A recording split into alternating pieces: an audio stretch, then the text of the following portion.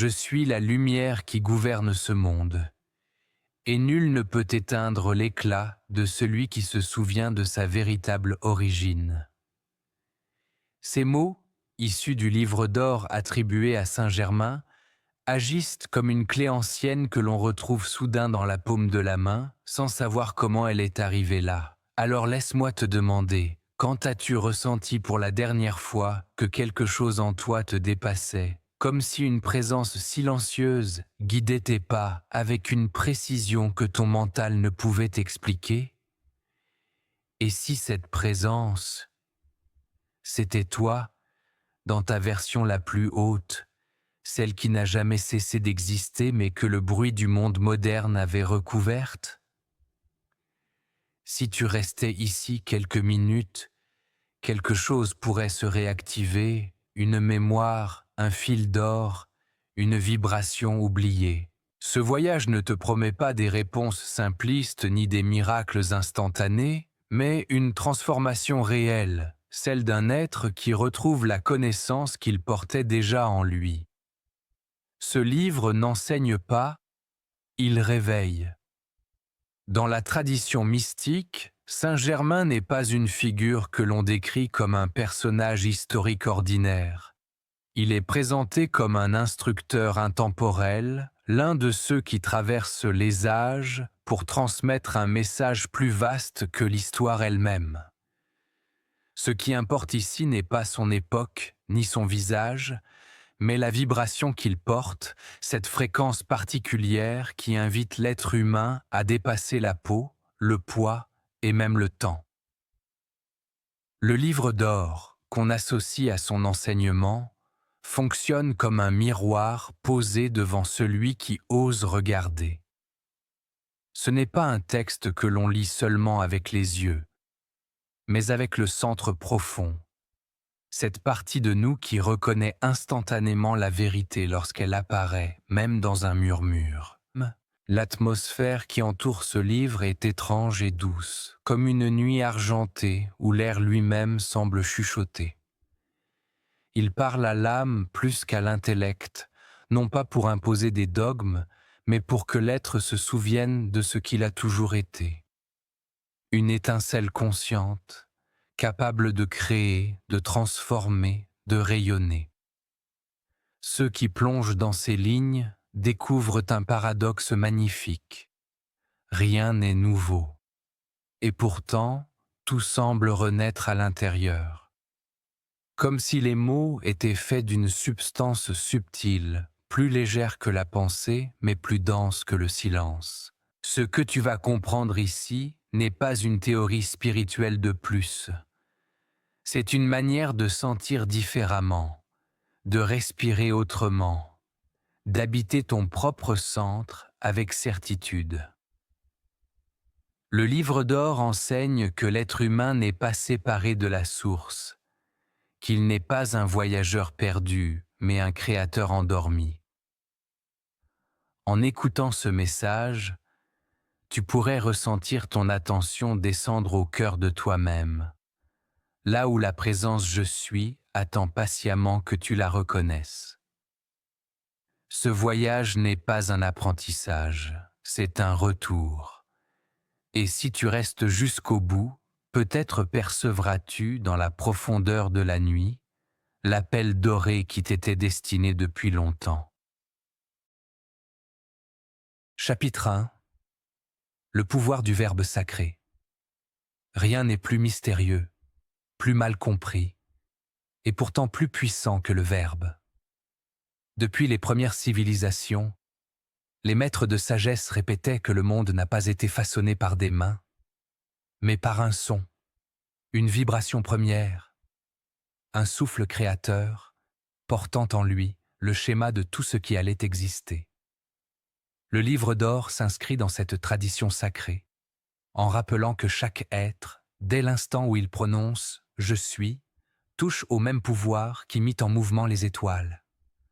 Ce chapitre plonge au cœur de cette révélation, non pas pour en faire un concept, mais pour permettre au spectateur de sentir, dans la profondeur de son propre souffle, la puissance pure de cette déclaration. Car employer le verbe sans conscience est une perte d'énergie, mais l'employer avec reconnaissance est une alchimie.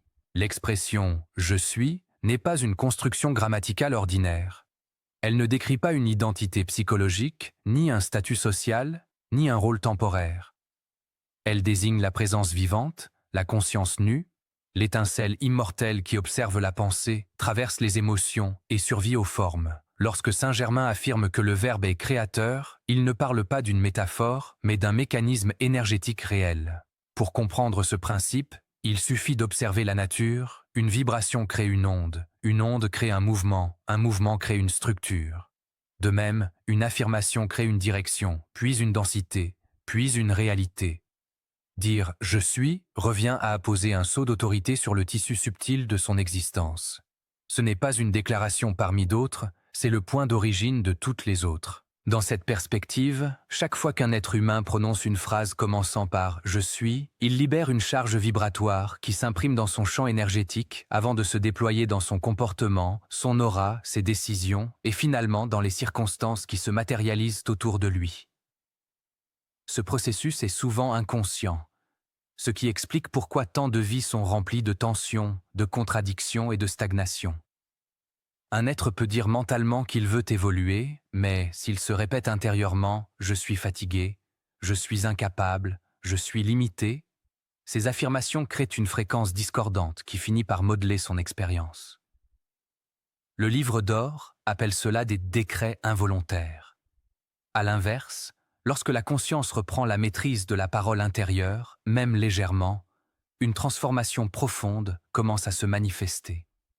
Ce n'est pas un miracle, c'est une loi. Saint Germain insiste sur le fait que le verbe précède la forme. Cela signifie que le monde extérieur, aussi solide qu'il paraisse, n'est qu'un reflet cristallisé des mots et des vibrations que l'être entretient en lui. Le verbe sacré ne consiste donc pas simplement à répéter des phrases positives. Il s'agit d'aligner le souffle, la pensée, la sensation et la présence sur une fréquence plus élevée. Ce geste est à la fois simple et initiatique. Simple parce qu'il suffit de dire « je suis », initiatique parce que cette affirmation appelle une responsabilité immense.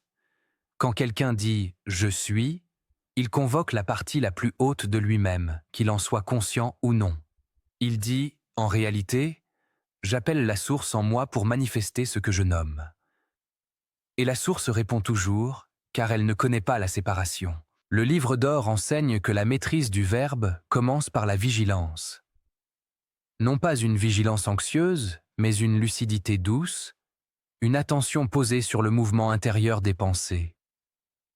Les pensées ne sont pas toutes des ordres, mais certaines le deviennent lorsqu'elles sont répétées, ressenties et prononcées. L'erreur la plus commune est de croire que les mots sont neutres.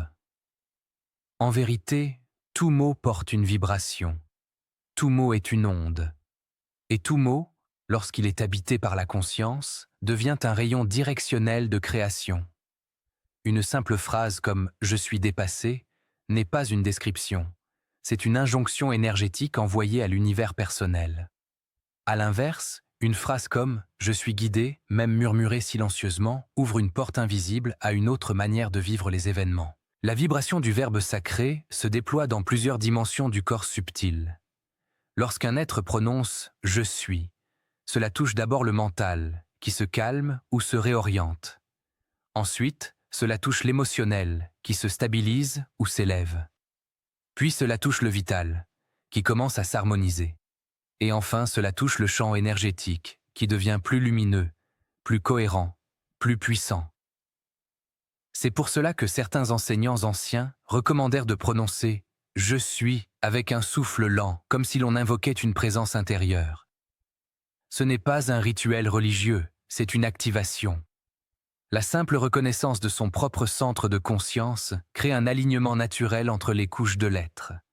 Ce que vous affirmez ensuite prend alors une force décuplée, car il n'y a plus de dissonance intérieure. Le pouvoir du verbe ne réside pas dans le volume, mais dans la présence. Une affirmation murmurée, dans un état d'unité intérieure, a plus d'effet qu'une affirmation criée dans la confusion. Le verbe sacré ne s'adresse pas au mental, ni aux autres, ni même au monde extérieur. Il s'adresse à la substance vivante de l'être, à ce noyau lumineux que le livre d'or appelle parfois le centre doré, ou la présence « je suis ». Penser que le verbe créateur fonctionne comme une technique est une erreur. Ce n'est pas une technique, c'est une vibration de reconnaissance. Celui qui dit « je suis paix » n'invente pas la paix. Il reconnaît la paix qui existe déjà en lui, dans une dimension subtile de son être. Celui qui dit « je suis lumière » ne fabrique pas la lumière. Il enlève les voiles qui l'empêchèrent de la ressentir. Le verbe ne crée pas quelque chose à partir de rien. Il révèle ce qui était déjà là. Lorsque les mots sont prononcés en conscience, quelque chose change dans le champ vibratoire du corps. Une chaleur subtile peut apparaître au centre de la poitrine, comme un éclat nacré. Une sensation d'expansion peut se déployer dans la tête. Parfois, un calme profond descend, comme si une présence douce venait poser une main invisible sur l'épaule. Ce ne sont pas des hallucinations, ce sont des réponses énergétiques. Le verbe modifie la trame intérieure, et cette trame communique immédiatement avec les centres subtils. Le livre d'or parle aussi d'un phénomène que les mystiques appelaient la résonance dorée. Lorsqu'un être utilise le verbe sacré de manière cohérente, il entre en résonance avec une fréquence supérieure qui commence à orienter sa vie de façon plus harmonieuse. Les décisions se clarifient, les synchronicités se multiplient, les obstacles semblent se déplacer. Non pas parce que le monde extérieur change brusquement, mais parce que la vibration intérieure attire des circonstances qui correspondent à la nouvelle identité vibratoire. Dire « je suis » n'est jamais anodin. C'est comme frapper une cloche cosmique. Et cette cloche répond toujours à la note qu'on lui adresse. Certaines personnes pensent que leur parole n'a pas d'impact, qu'elles sont trop petites, trop ordinaires ou trop imparfaites pour que leurs mots aient un pouvoir. Le livre d'or détruit radicalement cette idée. Il affirme que chaque être humain, qu'il en soit conscient ou non, possède le même pouvoir créateur que les anciens maîtres, car ce pouvoir n'appartient pas à une élite spirituelle. Il appartient à la conscience elle-même. Celui qui dit « je suis » ne fait pas appel à une qualité extérieure. Il active la lumière intérieure. Dire « je suis » revient à ouvrir la porte du sanctuaire. Lorsqu'un être commence à utiliser ce pouvoir avec sagesse, sa vie se transforme de manière progressive mais incontestable. Les pensées deviennent plus claires, les émotions deviennent plus stables, le quotidien devient plus fluide, les choix deviennent plus alignés. Ce n'est pas une transformation spectaculaire, mais une élévation douce, continue, profonde, presque silencieuse. On se met à respirer autrement, à marcher autrement, à parler autrement. On devient plus attentif à la qualité des mots, comme on devient attentif à la qualité de l'air que l'on respire. Car les mots sont une nourriture énergétique. Des mots lourds alourdissent l'être, des mots lumineux l'élèvent. La maîtrise du verbe n'est pas une pratique qu'on effectue quelques minutes par jour, c'est une manière d'être. Ce n'est pas une discipline stricte, c'est une vigilance intérieure douce et constante. Ce n'est pas un effort, c'est une présence. Et au fil du temps, cette présence devient naturelle. On commence à sentir immédiatement lorsqu'un mot abaisse ou lorsqu'un mot élève. On sent la différence entre « je suis perdu » et « je suis guidé », entre « je suis seul » et « je suis soutenu », entre « je suis faible » et « je suis en croissance ». Le verbe devient une boussole intérieure, un instrument de réorientation permanente. Le livre d'or conclut ce premier enseignement en rappelant que le verbe sacré n'a pas pour but de flatter l'ego ou de créer des illusions de puissance. Il a pour but de rappeler la vérité originelle. L'être humain est un centre de conscience créateur, un point de lumière capable de modeler sa réalité par la vibration qu'il émet. Cette connaissance n'est pas une fierté, c'est une responsabilité. Chaque mot devient une semence, chaque pensée devient une architecture. Chaque affirmation devient une trajectoire. Ainsi se révèle le véritable sens du verbe sacré. Lorsque tu dis « je suis », tu ne fais pas seulement une déclaration, tu ouvres un passage, tu invites la présence intérieure à se manifester. Et cette présence répond toujours. Elle attend seulement d'être reconnue. Le livre d'or ne demande pas d'y croire, il demande d'essayer, car celui qui expérimente la puissance du verbe ne peut plus revenir en arrière. Il comprend que les mots n'étaient pas des sons, mais des portes, et chaque porte ouvre sur un monde. Chapitre 2. L'identité divine de l'être humain. Toute transformation véritable commence par une question silencieuse. Qui suis-je vraiment? Cette interrogation traverse les siècles, traverse les traditions, traverse les âmes. Elle apparaît parfois au détour d'une épreuve, parfois dans la paix d'une nuit, parfois au cœur d'une méditation inattendue. Le livre d'or répond à cette question avec une douceur ferme, une clarté presque tranchante. L'être humain n'est pas un corps limité, ni une histoire personnelle, ni un rôle social, ni même un esprit pensant. Il est, avant tout, une identité divine voilée par les couches successives de la densité terrestre. Le chapitre se déploie comme une longue respiration sacrée, rappelant à chacun que la véritable nature de l'être humain est lumière consciente, présence éternelle, centre vibrant d'une énergie qui ne s'éteint jamais. Et lorsque cette vérité effleure la conscience, même brièvement, quelque chose de fondamental se réorganise dans la perception. La compréhension de l'âme comme centre lumineux est essentielle. Le livre d'or utilise souvent des métaphores dorées, argentées, éthériques pour décrire ce noyau intérieur, car le langage humain manque de termes pour désigner ce qui n'est ni matière, ni pensée, ni émotion. L'âme, dans cette vision, n'est pas un concept religieux ou poétique. Elle est une réalité vibratoire. Elle est ce point silencieux en soi que rien ne peut toucher, ni les blessures, ni le temps, ni les échecs, ni les pertes. Elle observe sans juger, elle accompagne sans forcer, elle inspire sans imposer. Certains l'appellent la présence divine, d'autres l'essence, d'autres encore la conscience pure. Mais quoi qu'on lui donne comme nom, elle ne change jamais. Elle est le « je suis » avant toute définition. Et tout le travail spirituel consiste à revenir à cette reconnaissance, comme si l'on revenait dans une maison longtemps oubliée, mais étrangement familière. Quand on parle d'identité divine, il ne s'agit pas d'élever l'humain au rang des dieux, mais de rappeler que le souffle qui l'anime vient de la même source que celui qui traverse l'univers. L'être humain n'est pas séparé du tout. Il est une expression localisée de ce tout. Comme une flamme ne peut être séparée du feu, la conscience individuelle ne peut être séparée de la conscience universelle. La séparation n'existe que dans l'apparence, dans les filtres de la perception, dans l'habitude de se prendre pour ce qui change et non pour ce qui demeure. Le livre d'or insiste, la véritable identité n'a jamais été perdue, seulement masquée. Ce voile apparaît au moment où l'être commence à se définir par ses limites, son nom, son passé, ses blessures, ses fonctions, ses doutes. Mais ces éléments ne disent rien de ce qu'il est réellement. Ils sont des vêtements, parfois lourds, parfois lumineux, mais toujours temporaires. Reconnaître sa nature divine, c'est comprendre que l'on n'est pas le personnage qui traverse la vie, mais la présence qui observe ce personnage. Le mental, avec ses tourbillons, ses peurs et ses anticipations, veut convaincre qu'il est le centre de l'être. Pourtant, il n'est qu'un outil, une surface mouvante. La vraie identité, elle, se tient derrière, immobile, claire, vaste.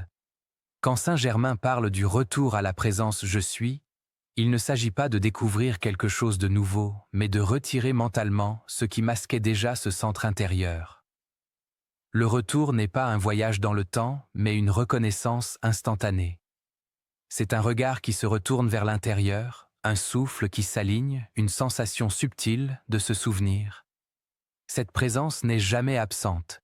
Elle est seulement oubliée lorsque l'attention est dispersée dans les mouvements incessants de la matière et de la pensée. Dans ce chapitre, le livre d'or décrit l'âme comme une lumière voilée, enfermée non par contrainte, mais par une expérience volontaire d'incarnation. L'être a choisi de venir dans le monde de la densité, non pour se punir, mais pour apprendre, explorer, créer et surtout se souvenir de lui-même au sein de l'oubli. Cette idée peut sembler étrange pour l'esprit ordinaire, mais elle devient évidente lorsque l'on se penche sur le fonctionnement intérieur de la conscience. Pourquoi, dès l'enfance, le cœur humain rêve-t-il spontanément d'infini, de beauté, de sens, de transcendance ? Pourquoi les êtres cherchent-ils instinctivement quelque chose qui dépasse la matière, qui dépassent la logique, qui dépassent même leurs propres aspirations personnelles, parce que quelque chose en eux reconnaît une origine plus vaste. Quelque chose en eux se souvient de la lumière. Ce souvenir n'est pas intellectuel, il est vibratoire. Il se manifeste dans les moments de grâce, dans les instants de paix profonde, dans les larmes inexplicables devant un coucher de soleil, dans le sentiment de familiarité devant un mystère que l'on ne comprend pas encore. C'est la mémoire de l'âme. L'identité divine de l'être humain se révèle dans ces espaces silencieux où l'on cesse de jouer un rôle. Dans le tumulte de la vie, chacun porte un masque, un visage social façonné par l'éducation, par les attentes, par les blessures, par la peur d'être jugé.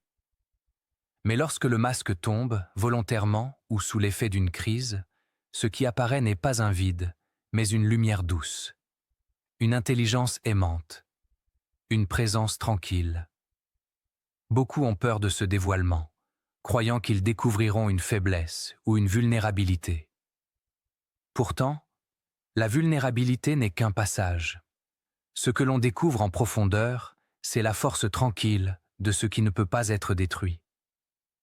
Le livre d'or affirme que la dignité véritable ne vient pas des accomplissements extérieurs, mais de la reconnaissance silencieuse de cette présence intérieure. Celui qui connaît son âme n'a plus besoin de prouver quoi que ce soit. Revenir à sa nature divine transforme tout.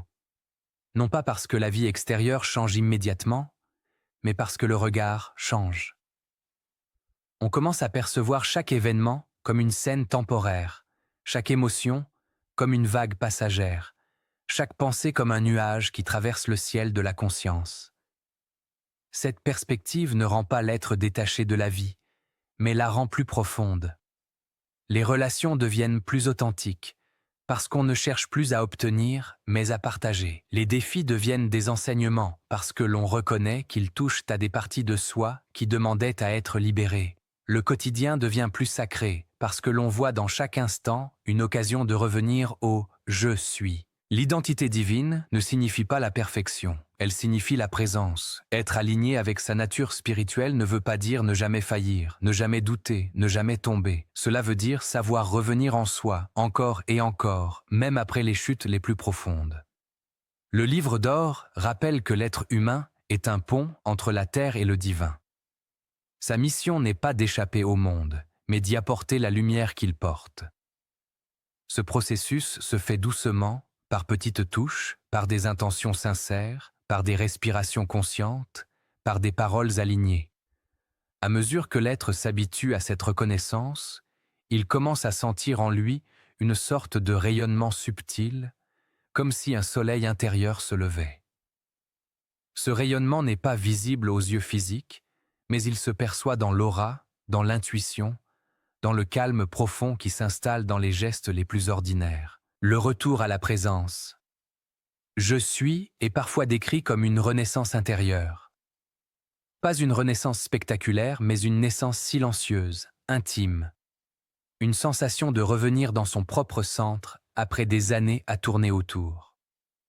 Une sensation d'habiter son corps différemment, son mental différemment, sa vie différemment.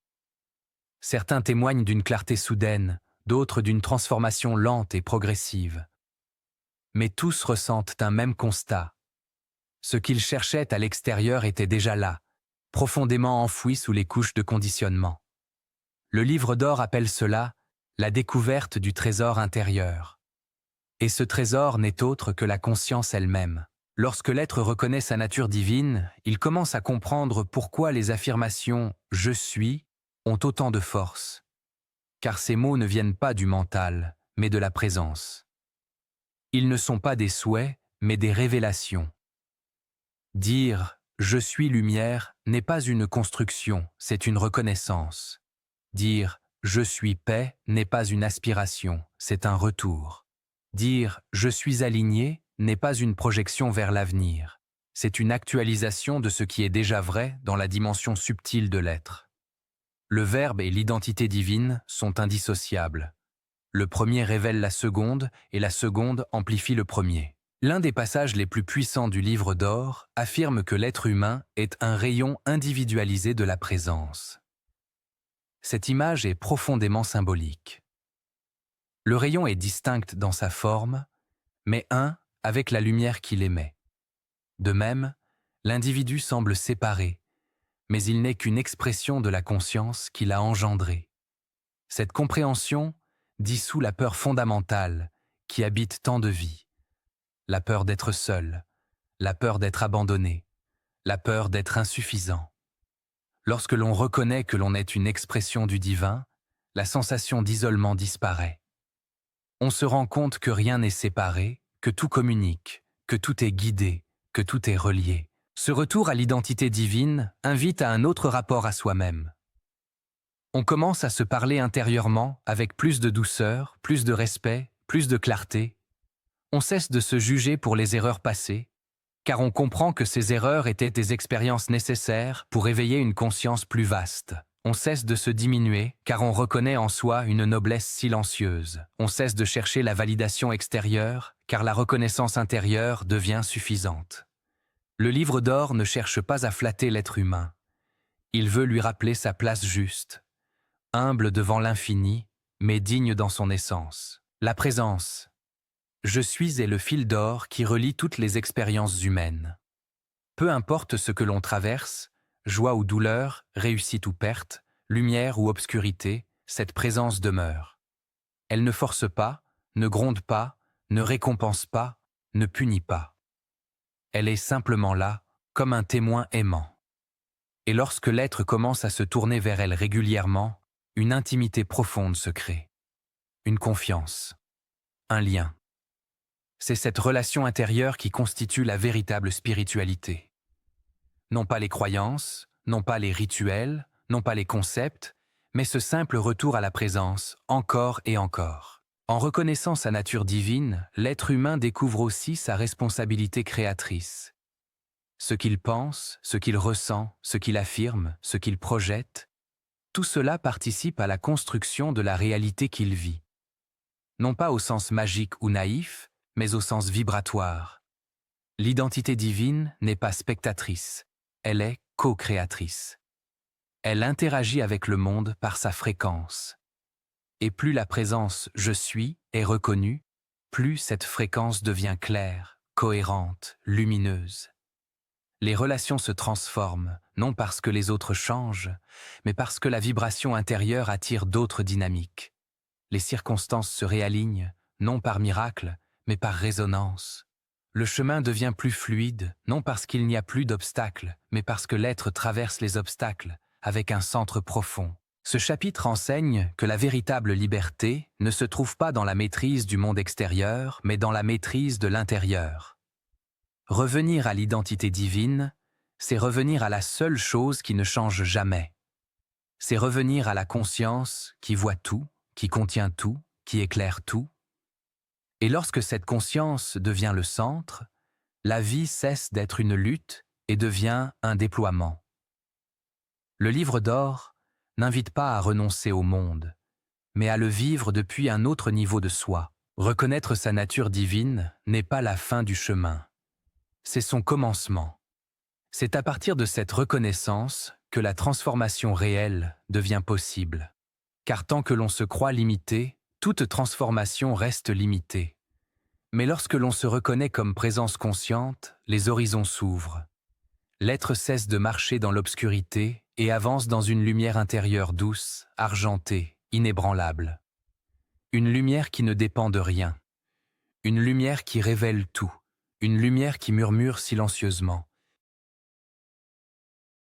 Chapitre 3. L'alchimie des pensées. L'alchimie des pensées se présente comme l'un des enseignements les plus subtils du livre d'or, car elle révèle un secret que la plupart des êtres humains oublient dès leur naissance. Chaque pensée est une graine énergétique déposée dans l'invisible, un mouvement silencieux qui façonne la réalité avec la précision d'un sculpteur immatériel. Et lorsque Saint Germain parle de transmutation, de purification, de lumière intérieure, il ne parle pas d'un effort moral ou d'une discipline mentale ordinaire, il parle d'un acte alchimique, d'une transformation vibratoire où la conscience devient le creuset dans lequel s'opère le changement de la matière subtile. Une pensée n'est jamais neutre. Elle transporte une charge, une couleur, un niveau fréquentiel qui attire, repousse, déplace ou structure les couches invisibles de notre existence. Ce que l'on appelle monde extérieur n'est que l'agrégation lente, patiente, répétée des pensées qui nous traversent, de celles que nous nourrissons et de celles que nous laissons s'enraciner. Ainsi, comprendre l'alchimie des pensées, c'est comprendre que la vie entière est un miroir vibrant, un écho du contenu intérieur, et que celui qui transforme sa pensée transforme automatiquement sa destinée, sa vibration et le champ de force qui l'entoure. Saint Germain enseigne que la purification mentale n'est pas une guerre contre soi-même, mais un acte de noblesse intérieure. Purifier une pensée, c'est l'élever, la rendre plus fine, la débarrasser de la lourdeur émotionnelle ou instinctive qui l'alourdissait. Transmuter une pensée, c'est modifier son taux vibratoire, la prendre dans son état brut, parfois teinté de peur, de colère, de doute ou de désir, et la transformer en lumière, en sagesse, en clarté. L'alchimie commence toujours par la reconnaissance, non par le combat, voir une pensée pour ce qu'elle est, reconnaître son origine, comprendre la teneur énergétique qu'elle transporte. Chaque pensée est une onde, et chaque onde a un impact, et c'est cette vérité que l'être humain a oubliée dans la confusion du monde moderne.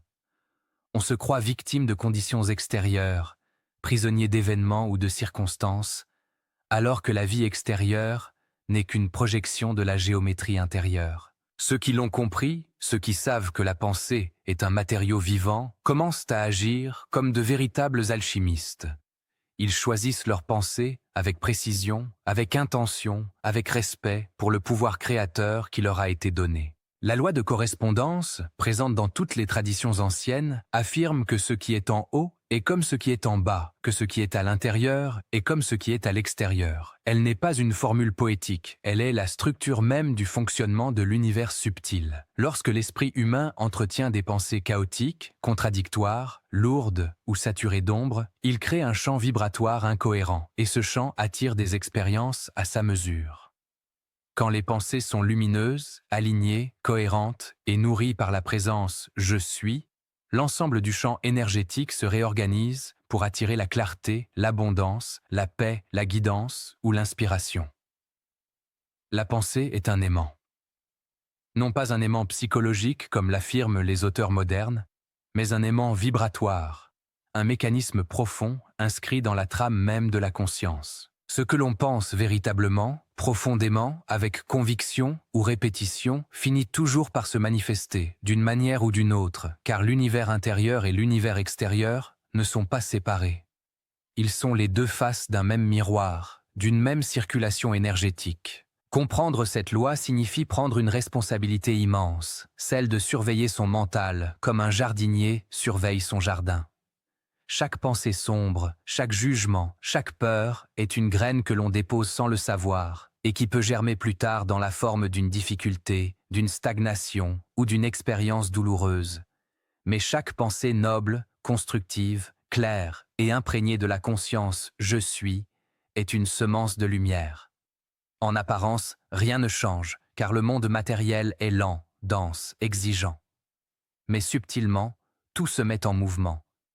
Les anciennes pensées sombres perdent leur énergie, les vieilles situations se dissolvent, de nouveaux chemins s'ouvrent, des synchronicités apparaissent.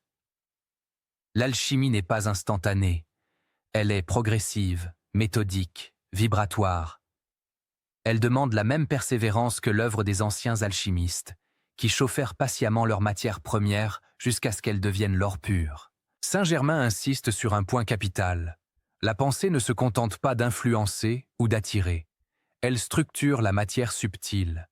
Elle modifie le champ éthérique, le champ émotionnel, le champ mental et même le champ vital du corps physique. Une pensée répétée modifie littéralement l'aura, cette sphère lumineuse qui entoure chaque être humain. Une pensée négative récurrente crée des zones d'ombre, des brumes, des nœuds vibratoires qui affaiblissent la clarté intérieure et attirent des expériences similaires. Une pensée positive réelle, et non forcée, allume des étincelles de lumière dans le champ subtil, renforce la vitalité, amplifie la protection et ouvre des portes invisibles. Le livre d'or explique que la pensée est une substance, une matière très fine, plus fine que la lumière physique, mais tout aussi réelle que le métal, la pierre ou le souffle. Dans les mondes subtils, les pensées sont visibles. Elles ont une forme, une couleur, un mouvement. Elles voyagent, elles s'accumulent, elles se condensent. Elles peuvent créer des structures durables, des liens, des murs, des chemins, des courants. L'être humain ignore cette science, mais les maîtres de lumière la connaissent depuis toujours. La transmutation des pensées ne consiste pas à se forcer à penser positivement, ce qui n'est qu'un maquillage superficiel. La véritable transmutation est un acte de présence. Amener la lumière. Je suis dans la pensée. Respirer cette pensée comme si on la portait dans le cœur, puis la laisser se dissoudre dans la lumière intérieure. Lorsqu'une pensée lourde surgit, l'être non initié lutte, se blâme ou cherche à la chasser. L'être initié l'accueille, la reconnaît, la regarde et lui dit intérieurement « Je te vois. Je comprends la vibration qui t'a créé. Maintenant, je te rends à la lumière. » Et alors la pensée se transforme. Sa densité se réduit, son empreinte énergétique se libère, son intention première se réoriente. Ce processus n'est pas psychologique, il est vibratoire. Il ne modifie pas seulement l'humeur, il modifie la trame même de l'expérience. L'alchimie des pensées est aussi une discipline de clarté. Beaucoup pensent qu'ils pensent, alors qu'en réalité ils sont pensés par les flux collectifs, les mémoires anciennes, les émotions non digérées, les conditionnements familiaux ou sociétaux. Le vrai penseur intérieur ne parle pas par rafale, ni dans l'agitation. Il émerge dans le silence. Il s'exprime dans la présence. Il n'a pas besoin de hurler. Il murmure avec précision. Lorsque l'on commence à pratiquer l'alchimie, on découvre que le mental ordinaire est un brouillard rempli de voix contradictoires, mais au centre de ce brouillard existe un noyau de conscience parfaitement stable, parfaitement calme, parfaitement lumineux. C'est depuis ce centre que l'on peut créer des pensées pures, alignées, puissantes. Les pensées issues de ce centre ne sont pas des réactions, ce sont des créations. L'alchimiste intérieur apprend également que les pensées attirent les pensées. Une pensée sombre en attire 10 autres du même type. Une pensée lumineuse ouvre un couloir vibratoire qui attire la clarté, l'intuition et parfois même de véritables révélations. Le mental n'est pas un espace isolé, c'est un champ d'interaction. Ce que vous pensez, vous le renforcez. Ce que vous nourrissez, vous le multipliez. Et ce que vous transmutez, vous le libérez pour toujours. Ainsi, l'alchimie des pensées consiste à créer un environnement mental où seules les pensées compatibles avec la lumière peuvent se déployer. Il ne s'agit pas d'un contrôle rigide, mais d'un raffinement progressif. La conscience se repositionne, l'énergie se purifie, le mental s'allège et peu à peu le champ subtil s'illumine. Lorsque la pensée devient claire, stable et alignée avec la présence « je suis », elle acquiert un pouvoir de manifestation accéléré. Ce que l'on décide intérieurement prend forme extérieurement avec une fluidité nouvelle. Les obstacles se dissolvent, les résistances s'apaisent, et les événements se synchronisent avec une précision presque surnaturelle. Non pas parce que le monde extérieur obéit soudainement à la volonté personnelle, mais parce que la vibration intérieure est devenue un aimant cohérent. On ne lutte plus contre les circonstances. On entre en correspondance avec elles. On ne force plus le cours des choses. On devient le point d'harmonie à partir duquel elles s'organisent. Au cœur de cet enseignement se trouve une vérité fondamentale. La pensée est un feu sacré, un feu créateur, un feu subtil. Elle brûle, elle éclaire, elle transforme, elle révèle. Si ce feu est dirigé inconsciemment, il peut consumer et déstabiliser. S'il est dirigé consciemment, il devient un instrument de création lumineuse. Le livre d'or nous invite donc à faire de notre pensée un temple, un atelier, un laboratoire sacré où chaque image, chaque mot intérieur, chaque intention est imprégnée de la présence divine. Lorsque cette maîtrise s'installe, on ne pense plus par accident, on pense par création. On ne subit plus la vie, on l'écrit depuis l'intérieur. Ainsi, l'alchimie des pensées est l'art de transformer la densité en lumière, la confusion en clarté, la peur en sagesse, la réaction en création. C'est le chemin intérieur qui mène de l'être fragmenté à l'être souverain. Et selon Saint Germain, c'est l'une des étapes essentielles pour comprendre la puissance du livre d'or. Avant de transformer le monde, c'est la pensée qu'il faut transmuter. Car la pensée est la matrice invisible dans laquelle la destinée se forme. Celui qui maîtrise sa pensée maîtrise sa vie. Celui qui transmute sa pensée transmute sa réalité. Celui qui illumine sa pensée illumine son chemin.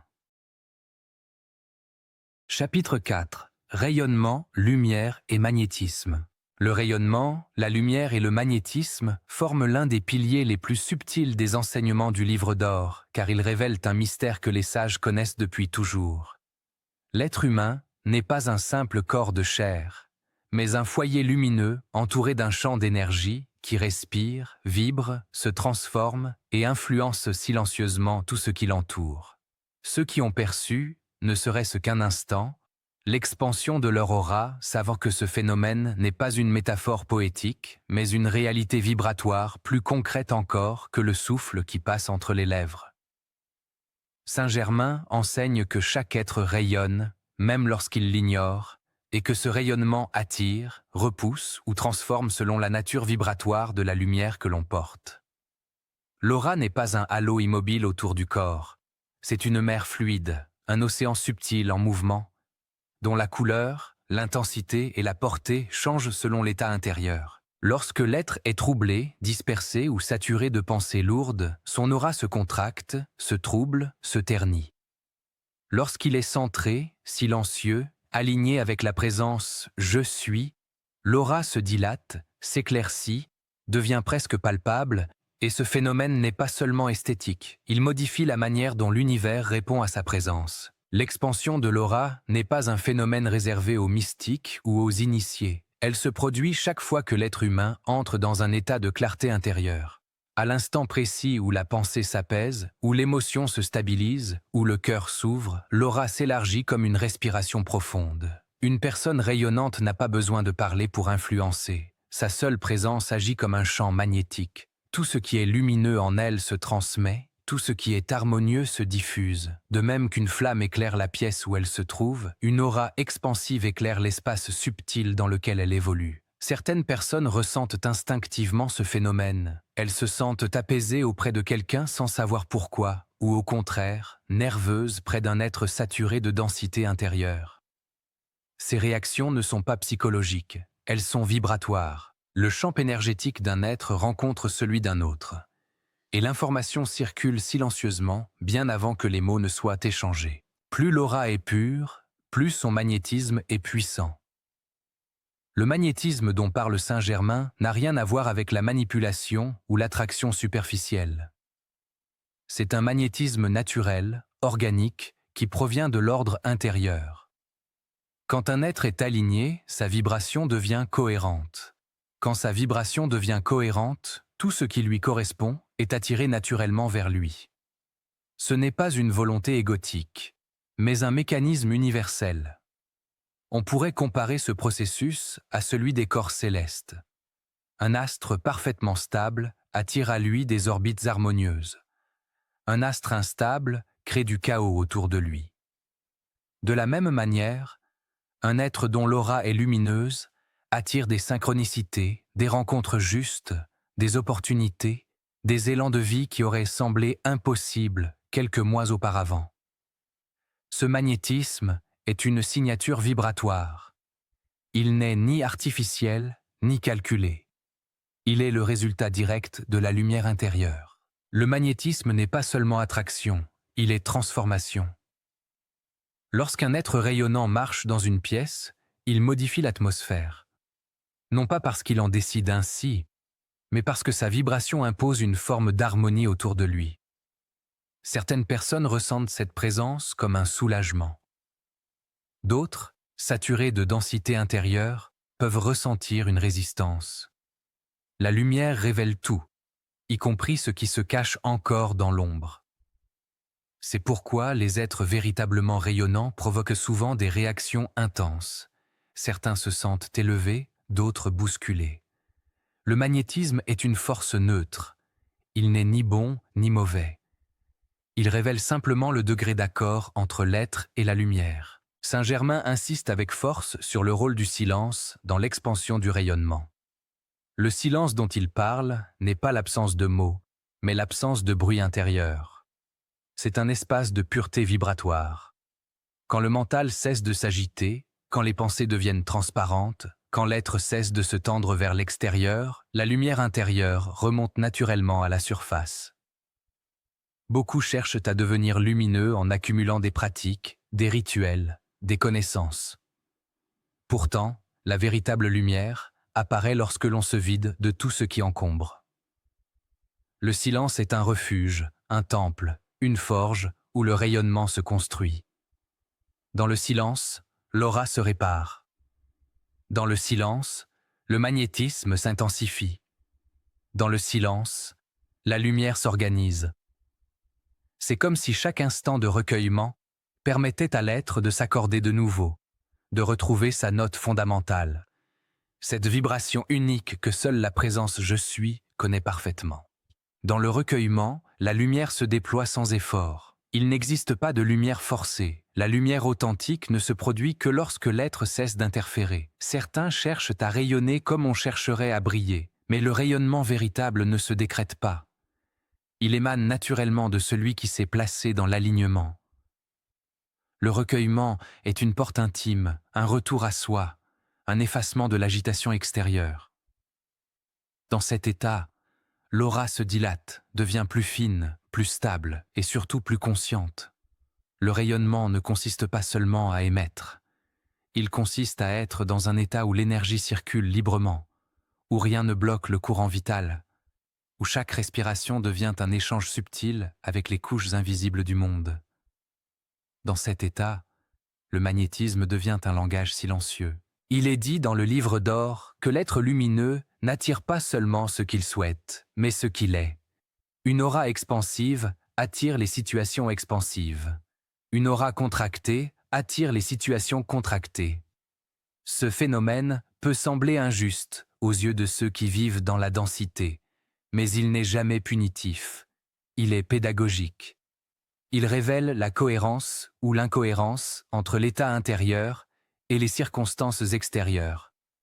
Lorsque l'aura s'éclaircit, la vie entière s'éclaircit. Lorsque l'aura s'obscurcit, la vie semble pesante, confuse, ralentie. L'univers répond toujours au niveau vibratoire, car c'est ce niveau qui constitue la véritable identité de l'être. Bien au-delà des mots, des actions ou des intentions conscientes, c'est l'état vibratoire qui parle au monde subtil. Le rayonnement comporte une autre dimension, plus secrète encore. Il protège. Une aura forte, stable, lumineuse, agit comme un champ de cohérence qui empêche les influences discordantes d'entrer. Lorsque l'aura est faible, l'être devient vulnérable. Il absorbe les émotions, les pensées, les tensions des autres. Il se laisse envahir par la densité ambiante. Mais lorsque l'aura s'élargit, l'être ne se coupe pas du monde. Il rayonne suffisamment pour que le monde ne puisse plus le pénétrer sans passer par le filtre de sa lumière. La véritable protection n'est pas un bouclier, c'est une vibration. Et cette vibration s'obtient par l'alignement, le silence, le recueillement, la maîtrise du verbe et la purification des pensées. Tout ce qui a été enseigné dans les chapitres précédents travaille ensemble pour construire cette protection invisible. Saint Germain enseigne que l'aura peut devenir un champ d'influence consciente, non pas pour contrôler, mais pour élever.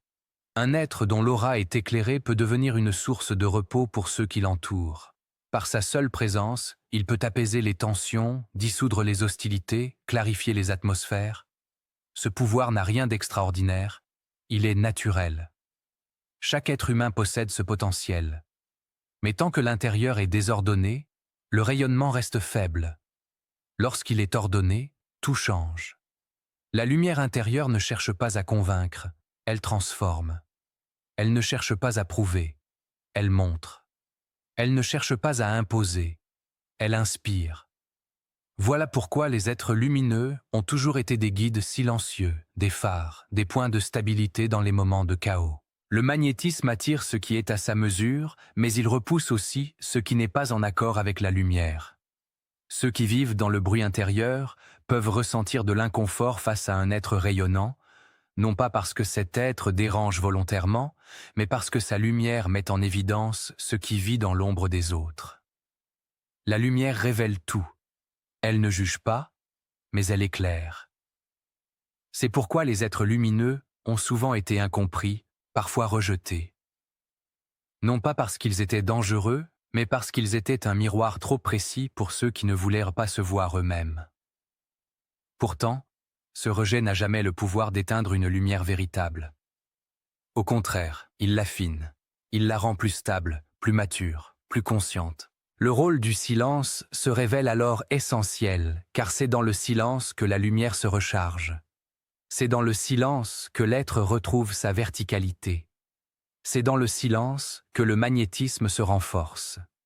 Le silence est un acte intérieur, un retour à la source. Dans ce retour, l'être devient un canal. Non plus un individu isolé, mais un point de résonance entre les mondes visibles et invisibles. C'est dans cette résonance que l'aura prend son véritable rôle. Un pont entre la conscience et la matière, entre l'invisible et le visible, entre la divinité intérieure et la forme extérieure. Plus l'être pratique le recueillement, plus son aura devient consciente. Elle cesse d'être un simple champ d'énergie. Elle devient un organe subtil, un instrument, un langage. Elle capte les vibrations environnantes, elle filtre les informations, elle transmet les intentions, elle protège, elle attire, elle rayonne. L'aura devient un prolongement du cœur, un reflet de la pensée, une manifestation de la présence « je suis ». Et lorsque ces trois aspects, cœur, pensée, présence, s'alignent, le rayonnement atteint une intensité que peu peuvent comprendre, mais que tous peuvent ressentir. Ainsi, le chemin du rayonnement n'est pas un chemin d'effort, mais un chemin de dévoilement. Il s'agit moins de devenir lumineux que de laisser émerger la lumière qui était déjà là. Cette lumière n'appartient pas à l'individu, elle appartient à l'être. Elle ne vient pas du mental, elle vient de la présence. Elle ne se fabrique pas, elle se révèle. Et plus l'être avance dans les enseignements du livre d'or, plus il découvre que son rayonnement est sa véritable nature, que son magnétisme est son véritable langage, et que sa lumière est sa véritable identité. Chapitre 5. La transmutation par la flamme violette. La flamme violette est un mystère qui se révèle seulement à ceux qui acceptent de regarder leur propre nuit intérieure sans trembler, car elle n'est pas un feu qui détruit. Elle est un feu qui délivre. Celui qui entre dans son rayonnement ressent d'abord un frémissement subtil, comme si quelque chose en lui se souvenait soudainement d'un langage ancien, oublié depuis des vies. Un langage qui ne parle ni à la raison ni au mental, mais directement à l'âme. La flamme violette est cet appel silencieux qui invite l'être humain à déposer le poids invisible de ses mémoires, de ses charges secrètes, de ses histoires non terminées. Elle brûle sans chaleur, éclaire sans éblouir, consume sans blesser. Elle n'est pas une simple image spirituelle, elle est un acte alchimique vivant, une fréquence qui libère la conscience de ses lourdeurs accumulées. Lorsqu'on invoque cette flamme, on appelle non pas une couleur, mais une intelligence divine de purification, un principe cosmique qui agit à travers les dimensions subtiles de l'être. Ce principe, Saint Germain l'a transmis comme un héritage pour les âmes prêtes à renaître à elles-mêmes. Car rien ne peut changer en profondeur tant que les racines cachées de nos anciennes vibrations n'ont pas été transmutées. On peut prier, méditer, visualiser, mais tant que les mémoires anciennes restent intactes, la lumière circule difficilement. La flamme violette intervient précisément là où l'être ne sait plus comment avancer, là où les blessures se répètent, là où les schémas reviennent encore et encore, comme si un courant souterrain ramenait l'âme vers les mêmes rivages. Elle dissout, elle libère, elle transforme, non par force, mais par vibration, car elle parle le langage intime de l'essence. Lorsqu'elle descend dans la conscience, elle commence par dévoiler ce qui doit être guéri. On croit souvent que la purification est un acte soudain et spectaculaire, mais en réalité, c'est un dévoilement doux, progressif, patient. La flamme violette révèle d'abord les ombres qui s'accrochent encore, non pour les juger, mais pour les offrir à la lumière. L'être humain porte en lui des empreintes anciennes, parfois issues de son enfance, parfois issues d'un passé beaucoup plus lointain que sa mémoire consciente. Ce sont des vibrations cristallisées, des réflexes émotionnels, des impulsions inconscientes qui continuent d'agir. La flamme violette se glisse dans ces espaces silencieux, là où l'esprit humain ne descend jamais de lui-même. Elle pénètre ces zones opaques non pour les analyser, mais pour les transmuter. La transmutation est un acte sacré différent de la simple guérison. Elle change l'essence même de l'énergie. Ce qui était une blessure devient une force. Ce qui était un poids devient une ouverture. Ce qui était une entrave devient une porte. La flamme violette est ce processus subtil où l'obscurité n'est pas rejetée, mais transformée, où l'ancien ne disparaît pas, mais renaît sous une autre forme. L'acte alchimique n'est jamais une suppression, c'est une métamorphose. Lorsque l'on invoque cette flamme, il ne s'agit pas de fuir ces parts d'ombre, mais de les offrir en conscience, de les laisser remonter pour être transfigurés. La vraie libération naît lorsque l'être humain cesse de cacher ses nœuds intérieurs et les présente humblement à la lumière. Dans cette offrande silencieuse, la transformation s'opère. Le feu violet enveloppe l'énergie ancienne et la transmute en une clarté nouvelle. On ressent alors une expansion subtile, comme si l'âme respirait plus librement. Les couches anciennes se détachent, non pas par violence, mais par dissolution. La flamme violette ne demande rien d'autre que la sincérité intérieure. Elle n'a pas besoin de cérémonies compliquées. Une intention claire, un souffle lent, une présence ouverte suffisent. Car ce feu répond non aux mots, mais à la vibration du cœur. Lorsque l'on prononce « flamme violette », consume en moi ce qui ne m'appartient plus, quelque chose s'ouvre. Un passage se crée. La vibration commence son œuvre. La purification karmique est l'un des dons les plus profonds de cette flamme. Elle agit sur les nœuds invisibles du destin, sur les répétitions qui se reproduisent sans qu'on comprenne pourquoi. Le karma n'est pas une punition, c'est une mémoire d'énergie. Tant qu'une résonance reste active, elle attire à elle des expériences similaires. La flamme violette transforme cette résonance, modifie la signature vibratoire de l'âme et permet une nouvelle trajectoire. C'est ainsi que les cycles se brisent. Ce n'est pas la volonté mentale qui libère, mais l'alchimie vibratoire. Certaines mémoires sont même plus anciennes que la vie présente. Elles viennent d'autres expériences, d'autres passages, d'autres incarnations. Elles laissent des traces subtiles dans la conscience, parfois sous forme de peur sans cause apparente, de blocages inexplicables, de tristesse sourde. La flamme violette agit précisément dans ces zones mystérieuses où la psychologie ne peut pas accéder. Elle illumine les profondeurs de l'être. Elle brûle les résidus émotionnels accumulés. Elle translumine les cicatrices anciennes. Et dans cette purification silencieuse, l'âme se redresse comme un arbre qui retrouve la lumière après un long hiver. La libération des mémoires n'est pas seulement un acte de guérison personnelle, c'est aussi une libération de l'héritage invisible que l'être humain transporte. Beaucoup portent des charges transmises, des énergies absorbées dans leur environnement, des poids subtils venant de liens familiaux ou collectifs. Tout cela peut être offert à la flamme violette. Car elle ne libère pas seulement l'individu, elle clarifie la lignée, elle élève la vibration générale du champ familial et même du champ humain. Lorsque quelqu'un transmute ses mémoires, il ouvre un passage pour ceux qui viendront après lui. La flamme violette est une guérison qui dépasse toujours celui qui la reçoit, mais elle nécessite un acte intérieur, l'acceptation totale de ce qui remonte. Certains ressentent des émotions soudaines, d'autres des souvenirs flous, d'autres encore une simple sensation de lourdeur qui s'évapore progressivement. La flamme agit différemment selon les êtres, car elle parle à chaque conscience dans son propre langage. Ce qui importe est de rester présent, d'accompagner le processus sans fuir. La transmutation n'est pas toujours confortable, car elle met en lumière ce qui était enfoui. Mais c'est précisément dans cette mise en lumière que la renaissance devient possible. La flamme violette n'attaque jamais l'être. Elle révèle pour libérer. Une fois que l'énergie ancienne est consommée, un nouveau champ vibratoire se met en place. La conscience s'élargit. Le cœur s'apaise. La vision intérieure devient plus fine. La sensibilité spirituelle augmente. On ressent comme une clarté dans l'air, une légèreté dans les gestes, une transparence dans les pensées. C'est le signe que le feu violet a accompli son œuvre. Le rôle de l'être humain est ensuite de maintenir cette clarté.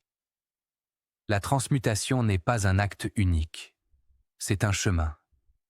Chaque jour apporte ses vibrations, ses émotions, ses charges.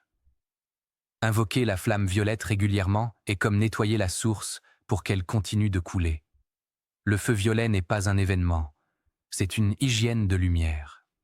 Ceux qui le pratiquent sentent progressivement une paix profonde, un recul naturel face aux émotions, une liberté intérieure qui ne dépend d'aucune circonstance extérieure. La flamme alchimique installe en eux une stabilité nouvelle, une noblesse silencieuse, une présence élargie.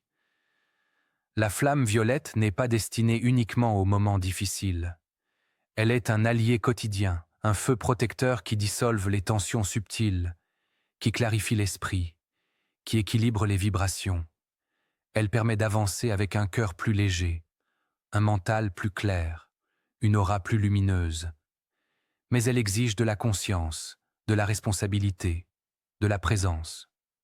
L'acte alchimique intérieur consiste à ne jamais laisser l'ancien reprendre sa place. Chaque pensée dense peut être offerte. Chaque émotion lourde peut être transformée. Chaque attachement inutile peut être dissous. Car la flamme violette ne brûle pas ce que l'être veut garder, elle libère ce qu'il est prêt à dépasser. Au fil du temps, l'âme se purifie. Elle devient plus vaste, plus transparente, plus vibrante. Elle rayonne de l'intérieur comme une braise devenue claire. Cette clarté attire des expériences nouvelles, des rencontres alignées, des intuitions précises. C'est la magie subtile de la transmutation. Lorsque l'être change de vibration, le monde autour de lui change aussi. La flamme violette prépare le terrain pour les révélations futures. Ceux qui la pratiquent avec sincérité découvrent que la vie devient plus fluide, plus inspirée, plus harmonieuse. Ce n'est pas un miracle extérieur, c'est la conséquence naturelle d'une conscience transmutée. On ne transporte plus les charges anciennes, on marche léger, on marche libre, on marche vrai. Et dans ce cheminement, on découvre que la flamme violette n'était pas seulement un outil, mais un compagnon silencieux, une présence qui accompagne l'être jusqu'aux portes de sa propre grandeur. Elle ne demande qu'une chose, que l'être accepte de se voir tel qu'il est, pour devenir ce qu'il a toujours été. Et dans cet acte de vérité intérieure, la transmutation devient totale, profonde, immuable. La flamme violette devient alors non plus une pratique, mais un état d'être. L'être humain devient lui-même flamme, lumière, transformation vivante. Et dans ce rayonnement nouveau, il comprend que la véritable alchimie n'était pas de changer le monde, mais de se changer soi-même pour que le monde, naturellement, se transforme autour de lui. Chapitre 6. La manifestation consciente. La manifestation consciente n'est pas un art pour attirer ce que l'on désire, ni une méthode pour forcer l'univers à nous obéir. C'est un acte sacré où l'être humain apprend enfin à parler le langage même de la création. Lorsque Saint Germain dévoile les secrets du décret parfait, il ne s'adresse pas à celui qui veut posséder, mais à celui qui veut s'accorder au courant vivant du principe « je suis ». Car on ne crée pas en tirant le réel vers soi. On crée en devenant la vibration qui attire naturellement ce qui lui correspond. La manifestation n'est donc pas une technique, mais un alignement. Elle demande une intention pure, une parole ancrée dans la vérité intérieure, et une vibration accordée à ce que l'âme appelle réellement. Beaucoup pensent qu'il suffit de désirer fortement pour que la vie réponde, mais le désir seul n'a pas de puissance s'il n'est pas aligné à l'essence. La volonté du mental cherche souvent à obtenir, tandis que la volonté de l'âme cherche à se révéler. La manifestation consciente commence lorsque l'être cesse de séparer les deux et comprend que le désir authentique n'est pas une exigence personnelle, mais un murmure profond de l'âme qui aspire à exprimer un aspect de sa propre lumière dans la matière. Ce désir-là est déjà vibration, déjà forme, déjà réalité en germe dans le monde subtil. Le rôle de l'être humain n'est pas de créer cette réalité, mais de l'ouvrir, de l'autoriser, de lui permettre de se densifier à travers lui. Le premier principe de la manifestation est l'intention, mais une intention réelle n'est pas une projection mentale. Une intention véritable est une clarté vibratoire. Elle naît lorsque le cœur contient une vision suffisamment pure pour être reçue par le champ énergétique. Le mental formule, mais c'est l'âme qui émet. Une intention juste ne laisse pas d'arrière-goût d'effort. Elle émane comme une évidence. On ne cherche pas à convaincre la vie. On s'accorde à elle. Dans cet accord silencieux, quelque chose se met en mouvement. L'univers ne répond pas à la pression, mais à la résonance. On ne crée donc pas par la force, mais par la transparence. Une intention qui ne s'accompagne pas d'une vibration alignée ne peut pas se manifester. C'est là que beaucoup se perdent. Ils affirment, avec les mots, quelque chose que leur vibration contredit.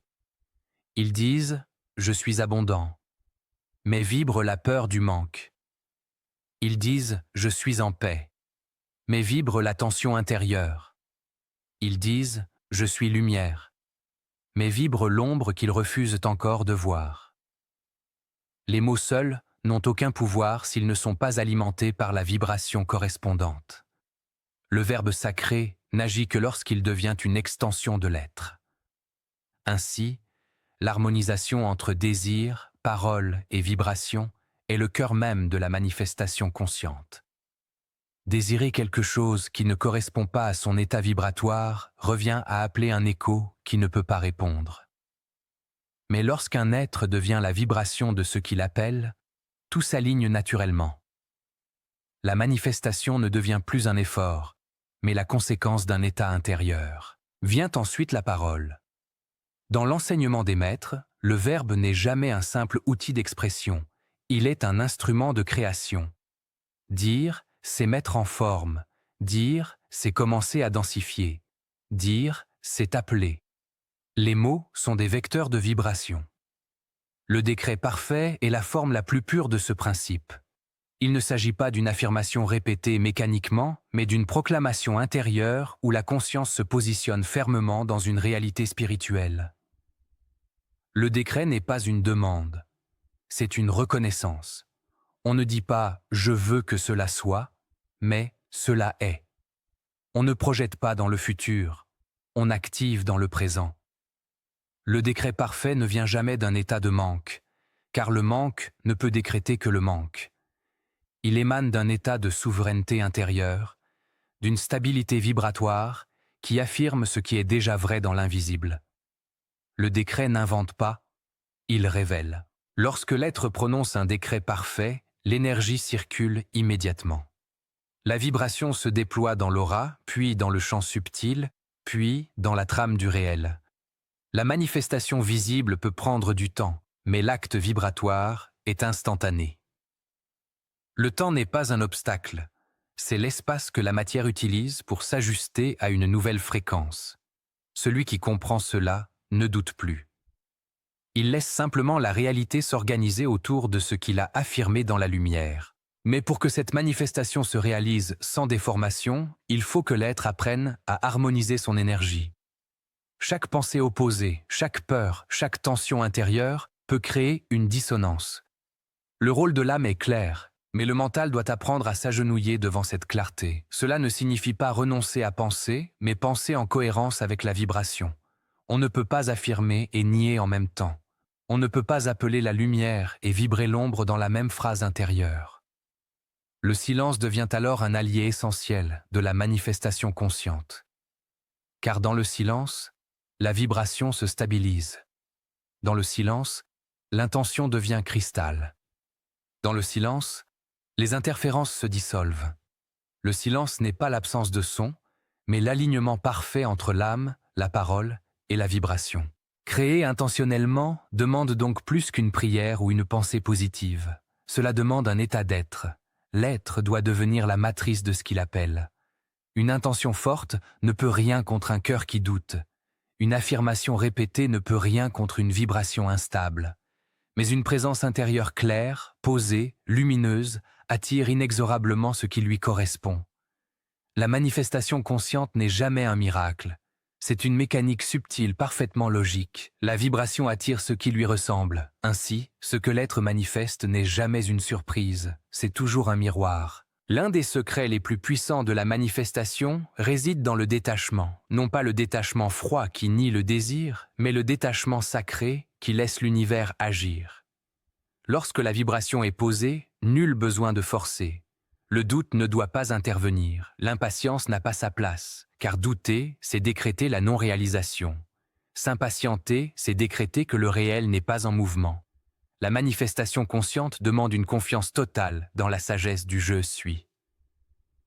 Là où le mental veut tout contrôler, l'âme sait que tout se déroule selon un ordre parfait. Le détachement ne signifie pas oublier son intention, mais la laisser rayonner sans contraction. C'est l'équilibre subtil entre direction et ouverture, entre volonté et abandon. Lorsque cet équilibre est trouvé, les synchronicités s'enchaînent, les rencontres s'ouvrent, les portes se déverrouillent, les chemins apparaissent. Cela semble magique pour le mental, mais naturel pour l'âme, car à partir du moment où l'être vibre exactement la réalité qu'il appelle, cette réalité ne peut que se rapprocher. La manifestation consciente n'est rien d'autre qu'un mariage permanent entre l'invisible et le visible. Le réel se tisse d'abord dans la lumière avant de se densifier dans la matière. L'acte du décret parfait demande une pureté d'intention. Une intention égocentrique ne trouve jamais son chemin dans la lumière, car elle ne vibre pas l'essence, mais la contraction. L'univers répond au désir de l'âme, non aux caprices du mental. Ainsi, la manifestation consciente est toujours alignée à la croissance, à l'expansion, à la guérison, à la vérité intérieure. Si un désir n'est pas aligné, il ne se manifeste pas ou se manifeste de manière déformée. L'âme ne coopère jamais avec une vibration qui la réduit. C'est pourquoi tant de gens croient que la manifestation ne fonctionne pas. Ils confondent désir profond et désir conditionné. La clé est de descendre suffisamment en soi pour écouter ce que veut réellement l'être. Lorsque l'âme exprime un désir, la vibration devient claire, soutenue, stable. Le décret devient puissant. Le réel répond comme une eau qui s'écarte devant une barque. La manifestation consciente demande également une responsabilité totale. L'être attire non ce qu'il veut, mais ce qu'il est. Il ne peut donc accuser personne, ni se plaindre du monde, ni blâmer la vie. La création consciente commence lorsque l'on cesse de fuir ses propres vibrations. Chaque pensée nourrit un futur possible. Chaque parole densifie une réalité. Chaque émotion colore la trame du réel. L'être humain manifeste en permanence, même lorsqu'il ne le veut pas. La différence entre manifestation inconsciente et consciente réside dans l'attention. Soit on crée sans savoir, soit on crée en sachant exactement ce que l'on émet. Le monde extérieur devient alors un miroir bienveillant. Il ne juge pas. Il reflète. Il montre à l'être ce qu'il a besoin de voir pour affiner son alignement. Rien n'est accident. Chaque situation révèle une vibration. La manifestation consciente transforme le quotidien en un enseignement permanent. La puissance du décret parfait se trouve également dans sa simplicité. Il ne demande ni cérémonie longue, ni mots compliqués. Il demande une vibration juste. Dire clairement, intérieurement ou à voix haute « Je suis », puis laisser la phrase être habitée par la lumière, suffit à ouvrir un champ de manifestation. La simplicité n'est pas faiblesse, elle est pureté. Les maîtres le savent. Le mental humain aime complexifier, mais la lumière choisit toujours la voie la plus directe. Le décret n'est pas un rituel, c'est une reconnaissance vibratoire. Lorsque l'être dit « je suis abondance », il n'appelle pas quelque chose d'extérieur. Il active une fréquence intérieure qui existe déjà dans les dimensions subtiles. Il devient cette abondance, il la vibre, il l'incarne, et parce qu'il l'incarne, elle se manifeste autour de lui. La manifestation consciente fonctionne également grâce à la cohérence émotionnelle. Les émotions sont des amplificateurs puissants. Une intention sans émotion est une étincelle. Une intention portée par une émotion alignée est un soleil. Mais toutes les émotions ne sont pas compatibles avec le décret parfait. La peur affaiblit, l'avidité contracte, l'impatience perturbe. Mais la joie, la gratitude, la paix, l'amour, le sentiment de sécurité, ces vibrations nourrissent le processus. Elles donnent de la densité au champ manifesté. Elles accélèrent la cristallisation. La gratitude est l'un des plus grands accélérateurs de manifestation. Non pas la gratitude forcée, mais la gratitude vibrée, celle qui émane d'un cœur aligné. Être reconnaissant avant même que la réalité soit visible est une marque de maîtrise, car cette gratitude prouve que l'être a compris que la manifestation se réalise d'abord dans l'invisible. Dans le chemin de la manifestation consciente, les blocages ne sont pas des obstacles, mais des enseignements. Chaque résistance révèle un aspect de l'être qui n'est pas encore aligné. Il ne sert à rien de nier ou de forcer. Il faut écouter. Les blocages montrent les zones à purifier, les mémoires à transmuter, les croyances à libérer. La manifestation consciente n'est pas un combat, c'est une danse. Le réel se dévoile au rythme de la vibration intérieure. Parfois, la vie ralentit, non pour punir, mais pour préparer. Là où l'être croit que rien ne bouge, la lumière travaille en silence. La patience est une vertu sacrée dans l'art de créer consciemment.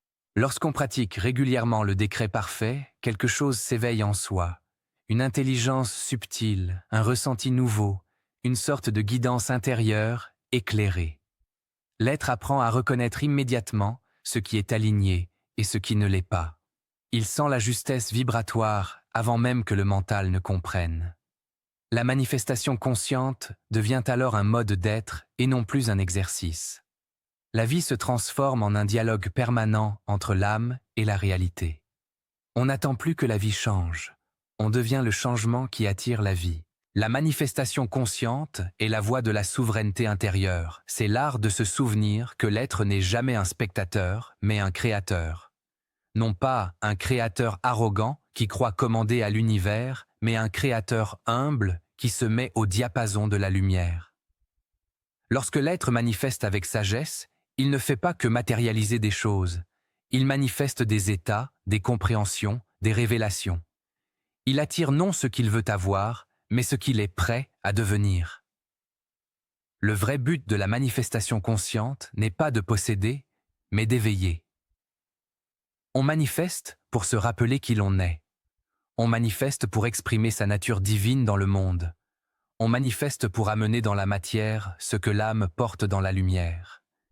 Et plus on incarne cette vérité, plus le réel devient fluide, clair, ouvert, comme un lac tranquille où chaque intention crée une onde parfaite. Le décret parfait est donc un acte sacré, une respiration entre le visible et l'invisible.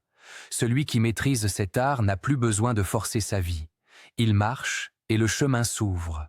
Il pense et la forme se dessine. Il parle et la vibration se densifie. Il désire et l'univers répond. Il ne dépend plus du hasard car il vit dans l'alchimie intérieure qui rend tout possible. La manifestation consciente n'est pas un secret réservé aux initiés. Elle est un droit naturel, un héritage divin. Chacun peut l'utiliser, mais seuls ceux qui vivent dans la clarté de leur propre lumière parviennent à en percevoir la profondeur. Lorsque l'être comprend que l'univers ne répond pas à ce qu'il demande, mais à ce qu'il émet, alors s'ouvre devant lui la plus grande porte de toutes, celle de sa nature créatrice. Et c'est dans cette ouverture que la vraie maîtrise commence. Chapitre 7. La communion avec la présence. Je suis. Il existe, au cœur de chaque être, un soleil silencieux que rien ne peut éteindre. Ce soleil n'est pas né du temps.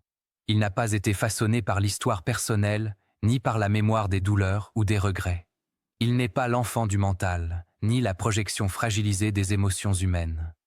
Ce soleil intérieur est l'expression la plus pure de ce que les sages appelaient la présence je suis, l'essence même du vivant, la source d'où jaillit la conscience, la respiration, la paix et la certitude d'exister. Depuis les âges anciens, les mystiques du monde entier ont cherché à revenir à cette présence, non pour fuir la réalité, mais pour la comprendre depuis son centre, là où toute dualité s'efface. La communion avec la présence. Je suis n'est pas un exercice, ni une technique, mais un retour. Un retour à ce qui a toujours été là, même lorsque nous l'avions oublié. Pour beaucoup, la vie apparaît comme une succession d'événements, de défis, de chagrins, d'espoir et d'élan. Une alternance constante entre ombre et illumination. Mais lorsque l'être commence à écouter, non pas le vacarme du monde, mais le murmure intérieur qui résonne derrière chaque instant, alors quelque chose s'ouvre. Ce n'est pas un miracle spectaculaire, ni une révélation soudaine. C'est une reconnaissance. Une reconnaissance intime, profonde, indestructible. Quelque chose en moi n'a jamais été touché. Ce quelque chose, c'est la présence « je suis ». La communion avec cette présence commence lorsque l'être cesse de chercher à l'extérieur ce qui n'a toujours existé qu'à l'intérieur. C'est un retournement, un mouvement du regard, une conversion du cœur. Là où l'on croyait devoir atteindre un idéal, l'on découvre qu'il n'y a rien à atteindre, car tout est déjà là. Le « je suis » n'a pas besoin d'être construit, cultivé ou amélioré. Il est. L'être humain n'a qu'à s'ouvrir à lui, comme on ouvre une fenêtre que l'on avait oubliée derrière un rideau. Et lorsque cette fenêtre s'ouvre, un souffle nouveau entre dans la vie, un souffle qui ne dépend d'aucune circonstance. On découvre alors que la paix ne vient pas de ce que l'on possède, ni des situations qui tournent en notre faveur, mais d'un ancrage invisible qui ne vacille pas, même lorsque tout vacille autour. Le retour à la présence. Je suis n'est pas une fuite du monde, mais une transformation de la façon dont on l'habite. Là où le mental perçoit des problèmes, la présence perçoit des passages. Là où l'être humain croit voir des ennemis, la présence voit des miroirs. Là où la peur montre un danger, la présence révèle un apprentissage. Rien n'est vécu de la même manière lorsque l'on est dans la présence. La vie ne change pas extérieurement, mais l'être qui la traverse n'est plus le même. Les situations deviennent des maîtres, les épreuves deviennent des initiations, les relations deviennent des terrains d'ouverture et de dons. La fusion intérieure, qui constitue la première étape de cette communion, n'est pas une disparition de l'ego, mais sa réorientation. Le moi humain cesse d'être un tyran pour devenir un serviteur. Il cesse de se croire séparé et se reconnaît comme une expression, un instrument du « je suis ». Cette fusion n'est pas quelque chose que l'on force, c'est un abandon.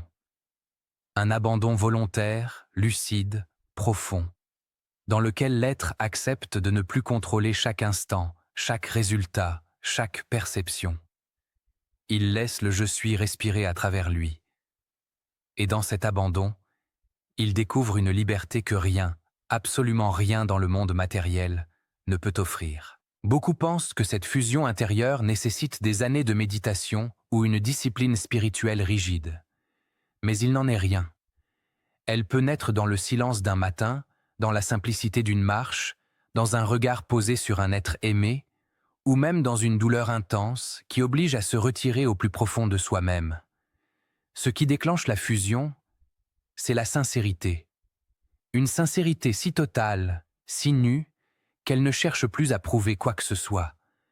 Une sincérité dans laquelle l'être dit intérieurement « Je suis prêt à être ce que je suis déjà ». Dans cette communion, le mental ne disparaît pas, mais il cesse de dominer. Il devient un partenaire au service du cœur. Les pensées perdent leur poids. Elles ne sont plus des chaînes, mais des outils. Les émotions cessent d'être des tempêtes et deviennent des vagues que l'on peut observer sans s'y noyer. Le souffle devient un pont, un rappel constant de la présence qui anime le corps. La vie entière devient un mandala, un grand tissu sacré où chaque événement, même minuscule, possède une signification profonde. Le retour de l'être à son essence la plus pure se produit lorsque l'on cesse de croire que l'on doit devenir quelqu'un. Dans la société, tout semble reposer sur l'idée de devenir plus compétent, devenir plus performant, devenir plus riche, devenir plus aimé. Mais sur le chemin spirituel, le devenir est une illusion. Il n'y a rien à devenir, seulement quelque chose à reconnaître. Reconnaître que derrière tous les rôles, les identités, les blessures et les rêves, il existe un être intact, infini, lumineux. Cet être n'est ni homme ni femme, ni jeune, ni vieux, ni limité par le temps. Il est pure présence, pure conscience. Lorsque l'on réalise cela, un voile tombe. Et derrière ce voile, on découvre ce que l'on a toujours cherché, soi-même. Cette reconnaissance est souvent décrite comme un éveil, une illumination, une réalisation. Mais en vérité, elle est terriblement simple. Elle ne brille pas comme un éclair spirituel. Elle ne s'accompagne pas toujours d'une joie intense ou d'une transformation spectaculaire. Parfois, elle ressemble à un simple soupir, à une détente profonde, à une évidence calme. Je suis ici, je suis cela. Ce retour à l'essence ne supprime pas les défis de la vie, mais il change la qualité de notre présence face à eux. On n'est plus écrasé par ce qui arrive. On ne lutte plus contre ce qui est. On accompagne, on accueille, on comprend. Lorsque l'être se stabilise dans la présence « je suis », une nouvelle forme de vie commence à émerger. L'état de service sacré. Le service sacré n'a rien à voir avec l'idée de se sacrifier ou de s'effacer. Il ne s'agit pas de se rendre utile pour accumuler du mérite ou pour satisfaire un besoin inconscient d'être reconnu.